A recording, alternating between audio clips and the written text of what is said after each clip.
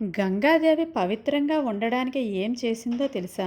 ఒకరోజు గంగాదేవి భూలోకంలో ఉన్న మనుషుల పాపాలను కడిగి కడిగి అలసిపోయి శ్రీ మహావిష్ణువు దగ్గరికి వెళ్ళి, ప్రజల పాపాలను కడిగి కడిగి నేను మలినమైపోయాను.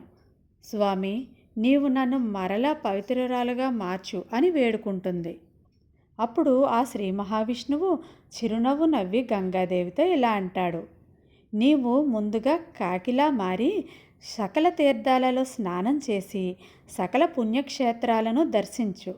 నువ్వు ఏ క్షేత్రంలో అయితే స్నానం చేస్తే కాకి నుండి హంసగా మారతావో అది మహాపుణ్యక్షేత్రంగా మారుతుంది.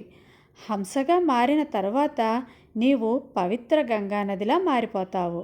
అలా గంగానది కాకిలాగా మారి పవిత్ర పుణ్యనదుల్లో స్నానం చేసి అలసిపోతూ చివరకు ఒక చెట్టు మీద విశ్రాంతి తీసుకుంటుంది. అప్పుడు అటుగా వెళుతున్న నారదుడు గంగాదేవిని గుర్తించి, అమ్మా గంగమ్మ తల్లి, నువ్వు కృష్ణానది సముద్రం కలిసే ప్రదేశంలోని స్నానం చెయ్యు అని చెబుతాడు. గంగమ్మ తల్లి నారదుల వారికి నమస్కారం చేసి కృష్ణానది సముద్రం ఉన్న ప్రదేశానికి వెళ్ళి స్నానం ఆచరించిన వెంటనే కాకి రూపంలో ఉన్న గంగానది హంసలా మారిపోతుంది. అందువలన ఆ ప్రదేశానికి హంసలదేవి అని పేరు వచ్చింది. ఈ హంసలదేవి మన ఆంధ్రప్రదేశ్లోనే ఉంది. Thank you friends. ఈ కథ కనుక నచ్చినట్లయితే ప్లీజ్ లైక్ చేయండి.